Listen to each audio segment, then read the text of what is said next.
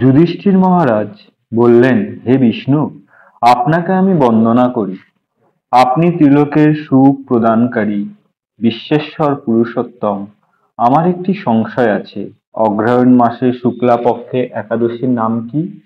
বিবিধ বা কি, বা কোন দেবতা এই একাদশীতে পূজিত হন, তা আমাকে বলুন। শ্রীকৃষ্ণ বললেন, হে মহারাজ, আপনি উত্তর প্রশ্ন জিজ্ঞাসা করেছেন, যার মাধ্যমে আপনার যশ চতুর্দিকে বিস্তৃত হবে। এখন এই একাদশীর কথা বর্ণনা করছি, বা শোনা মাত্রই বাজপেয় যজ্ঞের ফল লাভ হয়। অগ্রহায়ণ মাসের শুক্লাপক্ষের একাদশী মোক্ষদা নামে পরিচিত। সর্ব পাপ বিনাশিনী ও ব্রত মধ্যে সর্বদর। তুলসী, তুলসী মঞ্জুরি, ধূপ, দীপ ইত্যাদি উপচারে শাস্ত্রবিধি অনুসারে শ্রী দামোদরের পূজা করতে হয়। পূর্ববর্ণিত বিধি অনুসারে দশমী ও একাদশী পালন করতে হবে। এই উপবাসের দিন স্তব, স্তুতি, নৃত্য, গীতি আদি সহ রাত্রি জাগরণ করা কর্তব্য। হে মহারাজ, প্রসঙ্গক্রমে একটি অলৌকিক কাহিনী আমি বলছি। মনোযোগ দিয়ে এই ইতিহাস শ্রবণ করলেন সর্ব পাপ ক্ষয় হয়। হে পিতৃপুরুষেরা, নিজ নিজ পাপে অধোজনি প্রাপ্ত হয়েছে, এই ব্রত পালনে পুণ্য ফল বিন্দু মাত্রই তাদেরকে দান করলেও তারা মুক্তি লাভের যোগ্য হন। কোনো এক সময় মনোরম চম্পকনগরে বৈখানস নামে এক রাজা ছিলেন। তিনি ছিলেন সমস্ত বৈষ্ণব সদ্গুণে বিভূষিত। প্রজাদের তিনি পুত্রের মতো পালন করতেন। তার রাজ্যে বহু বেদজ্ঞ ব্রাহ্মণ বাস করতেন। রাজ্যের সকলেই ছিল বেশ সমৃদ্ধশালী। একবার রাজা স্বপ্ন দেখলেন যে তার পিতা নরকে পরিণত হয়েছে। তা দেখে তিনি অত্যন্ত বিষণ্ণ হলেন।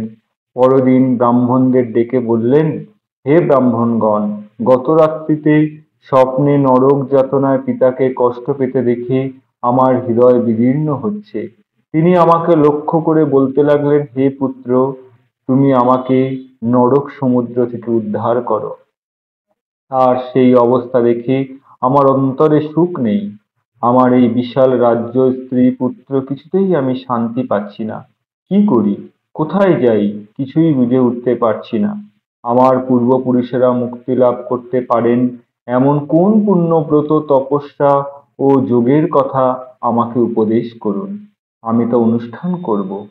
আমার মতো পুত্র বর্তমানে থাকা সত্ত্বেও যদি পিতা মাতা পূর্বপুরুষের নরক যাতনা বললেন, হে মহারাজ, আপনার রাজ্যের কাছেই মহর্ষি পর্বত মুনির আশ্রম রয়েছে। তিনি ত্রিকালজ্ঞ। তার কাছে আপনার মুক্তির উপায় জানতে পারবেন। ব্রাহ্মণদের উপদেশ শ্রবণ করে মহাত্মা বৈখানস তাদের সঙ্গে নিয়ে সেই পর্বত মুনির আশ্রমে গমন করলেন। তারা দূর থেকে ঋষিবরকে সাষ্টাঙ্গে প্রণাম করে তার কাছে গেলেন। মুনিবর রাজার কুশল বার্তা জিজ্ঞাসা করলেন। রাজা বললেন, হে প্রভু, আপনার কৃপায় আমার সবই কুশল। তবে আমি একদিন স্বপ্নযোগে পিতার নরক যাতনা ভোগ ও কাতর আর্তনাদ শুনে অত্যন্ত দুঃখিত ও চিন্তাগ্রস্ত হয়েছি। হে ঋষিবর, কোন পুণ্যের ফলে তিনি সেই দুর্বাসা থেকে মুক্তি পাবেন, আর তার উপায় আমাকে জানিয়ে দিন। তার জন্য আপনার কাছে শরণাগত হয়েছি। রাজার কথা শুনে পর্বতমুনি কিছুক্ষণ ধ্যানস্থ হয়ে বললেন, হে মহারাজ, পূর্বজন্মে তোমার পিতা অত্যন্ত কামাচারী হওয়ায় তার এই রকম অধোজনি লাভ হয়েছে। এখন এই পাপ থেকে মুক্তির উপায় বর্ণনা করছি। অগ্রহায়ণ মাসের শুক্লাপক্ষে মোক্ষদা একাদশী পালন করে সেই পুণ্য ফল পিতাকে প্রদান করো। সেই পুণ্য প্রভাবে তোমার পিতার মুক্তি লাভ হবে। মুনির কথা শুনে রাজা নিজের প্রাসাদে ফিরে এলেন। সেই পবিত্র তিথিতে আবির্ভাবে তিনি স্ত্রী পুত্রাদি সহ যথাবিধ মোক্ষদা একাদশী ব্রত পালন করলেন। ব্রতের পুণ্যফল পিতার উদ্দেশ্যে প্রদান করলেন। ওই পুণ্যফল দানের সঙ্গে সঙ্গে আকাশ থেকে পুষ্প বৃষ্টি হতে লাগলো। হে পুত্র, তোমার মঙ্গল হোক।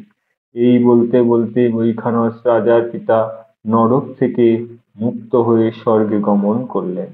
হে মহারাজ যুধিষ্ঠির, যে ব্যক্তি এই মোক্ষদা দায়িনী মোক্ষদা একাদশী ব্রত পালন করেন তার সমস্ত পাপ বিনষ্ট হয় এবং মৃত্যুর পর মুক্তি লাভ করে, এই ব্রত পুণ্য সংখ্যা আমিও জানি না।